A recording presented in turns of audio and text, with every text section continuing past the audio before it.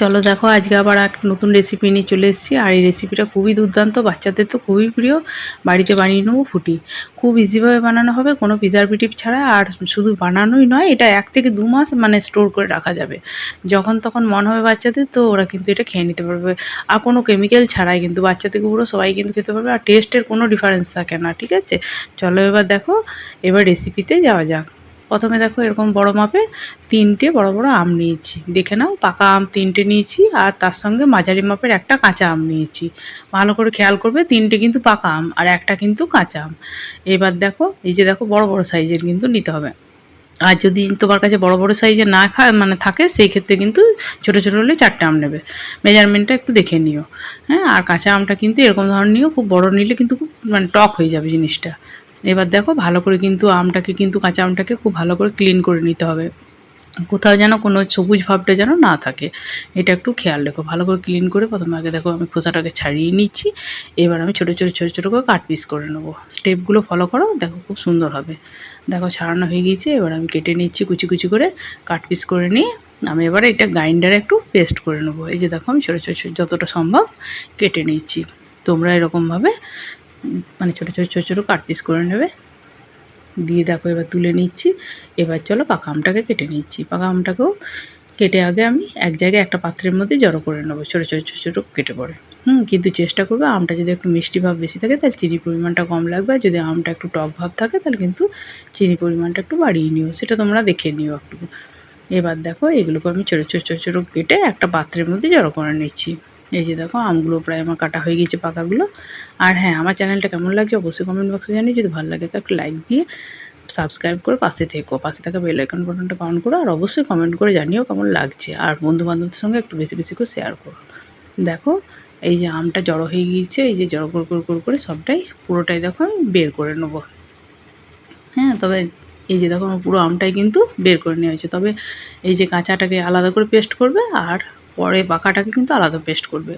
হ্যাঁ, তাহলে ভালো হবে। এই যে দেখো কাঁচাটা আমি পেস্ট করে নিয়েছি। এবার আমি চলো আলাদা আরেকটা গ্রাইন্ডারে মানে জারের মধ্যে পাকা আমটাকে একটু চিনি দিয়ে 1 বাটি চিনি দিচ্ছি। সেই চিনি দিয়ে আমি এটাকে পেস্ট করে নিচ্ছি। তোমরা চিনিটা যেমন মানে বাড়ি কমিয়ে নিতে পারো, মানে দেখে নেবে কেমন মিষ্টি খাচ্ছ, কিন্তু মোটামুটি ফুটিটা কিন্তু মিষ্টিই হয়। তাই সেরকম অনুযায়ী কিন্তু আন্দাজ করে কিন্তু সেটাকে মানে করে নিও, চিনিটা দেখে নিও, ঠিক আছে? এবার দেখো যে মিক্সিতে যে পেস্ট করলাম সেই পেস্টটাকে দিয়ে দিলাম, আর তার মধ্যে বাটি ধোয়া জলটাও দিয়ে দিলাম খানিকটা, মানে খুব গাঢ় হয়ে গিয়েছিলো। আর তোমার ওই কাঁচা আমের যে পেস্টটা করেছি সেটাকে দিয়ে ভালো করে আগে মিক্স করে নিচ্ছি। আর যদি দেখো না এরকম ধরনের কাট মানে ভালো করে মিক্স হয়নি, মানে একটু কাট পিসগুলো আছে, তো কোনো অসুবিধা নেই, পরে ওটাকে ছেঁকে নেওয়া হবে। এবার দেখো সামান্য অল্প মতো ভিনিগার দিয়ে দিলাম। ভিনিগারটা দেওয়ার সঙ্গে সঙ্গে কিন্তু যখন ফুটে মানে একবারে সেই বেশ মানে খুব সুন্দরভাবে ফুটে কালারটা যখন দেখবে চেঞ্জ হয়েছে, তখন দেখবে কিন্তু পুরো ফুটির মতো গন্ধটা দেবে, ঠিক আছে? দেখো কালারটা দেখো অনেকটা কিন্তু পাল্টে গেছে। আর ঘনত্বটা দেখে নাও, এরকম ধরনের ঘনত্বটা হলে কিন্তু নামিয়ে নেবে, তখন জানবে তোমার রেডি হয়ে গেছে। কালারটাও দেখবে লালচে হয়ে যাবে, ট্রান্সপারেন্ট মানে চেঞ্জ হবে, ঠিক আছে? মানে যা আগে ছিল তার থেকে পাল্টে যাবে কালারটা কিন্তু। এবার একটা ছাঁকনির সাহায্যে এরকম করে ছেঁকে নিতে হবে, তাহলে মুখে কোনো কিছু লাগবে না, ওদের দেখবে খুব স্মুথলি থাকে, তাই না? এবার দেখো এই যে দেখে নাও কতটা থিকনেস চলে এসছে। আরও ঠান্ডা হলে কিন্তু আরও থিকনেসটা বাড়বে, ঠিক আছে? এবার তখন একটা কোনো কাচের পাত্রতে বা বোতলে, প্লাস্টিক বোতলেও রাখা যাবে, কোনো অসুবিধা নেই এটা ক্ষেত্রে। মানে 1 মাস স্টোর করে রাখতে পারবে। এই যে আমি দেখো যেমন এরকম বোতলের ভিতরে 1 মাস স্টোর করে রাখবো, কোনো কিছু প্রিজারভেটিভ ছাড়াই। আর খুব সুন্দর থাকবে, মানে অল্প করে নিয়ে বানিয়ে নিতে পারবে ফুটিটা। এই যে দেখো এরকমভাবে বোতলের মধ্যে ভরে রেখে দেবো। আর বাকিটা দেখো দেখিয়ে দিচ্ছি কীরকমভাবে বানিয়ে নিচ্ছি। এটা কিন্তু খুব থিক আছে, তো থিকনেস আছে, এটাকে একটু পাতলা করতে হবে, তাহলে কিন্তু তোমার মানে ফুটি ফর্মে চলে আসবে। এই যে দেখো এটা স্টোর করে রাখা থাকবে। এবার দেখো আমি কিভাবে বানাচ্ছি ফুটিটা। এটা স্টোর করে কিন্তু ফ্রিজে কিন্তু বহুত দিন থাকবে। আর দেখে বুঝতে পারছি ডালছি যখন, দেখো ফুটির মতোই। তোমরা যদি চাও যে এরকম থিকনেসে আমরা খাবো শুধুই, তাও খেতে পারো। আর না হলে আমার মতো এরকম খুব চিল জল দিয়ে পারো, খুব ঠান্ডা জল মিশিয়ে সেটাকে কিন্তু গরম মানে ঠান্ডা ঠান্ডা সার্ভ করে নিতে পারো। এই যে দেখো কী সুন্দর, দেখো ফুটির মতোই লাগছে।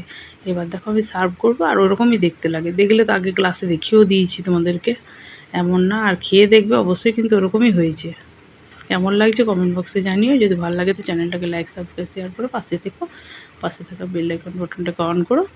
আর বন্ধুবান্ধবদের সঙ্গে একটু বেশি বেশি করে শেয়ার করো। দেখো দেখে বুঝতেই পারছো নিশ্চয়ই যে কতটা রিয়েল হয়েছে। জানাবে কমেন্ট করে।